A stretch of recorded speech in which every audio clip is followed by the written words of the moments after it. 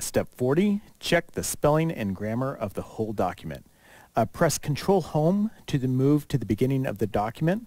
Control Home is a neat little trick here. You'll find the Home button. It's right above the In button. So, or in other words, 2 buttons above. You have the 4 directional arrows. Look 2 buttons above that. There's like a little 6 buttons that says Insert Home, Page Up. Go Control Home and it takes you to the very beginning. Or you could have just scrolled up, either way. And then click Review on the ribbon to display the Review tab. So up here we have Review. We'll click there. And under Review, we can click the Spelling and Grammar button. It's in the Proofing group. So we'll come over here to Proofing, Spelling and Grammar. F7 is the shortcut to this. I would click on the button though.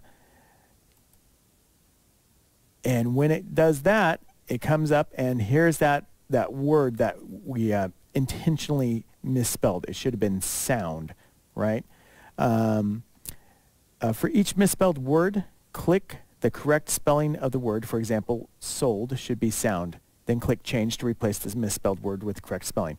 So here we have change. We're going to replace it not with sold, but with sound. And change that. And now the next one, it pulls up Padro, right? But in this case, that is a proper noun. We don't want to change that. We can, for each correctly spelled word, Word does not have all names in its dictionary, so it'll ask you to check the spelling. Click Ignore All. So every time we see Padro, we want to ignore all. And spelling and grammar check is complete. Okay. When at this point you want to double check, make sure you didn't make any other mistakes.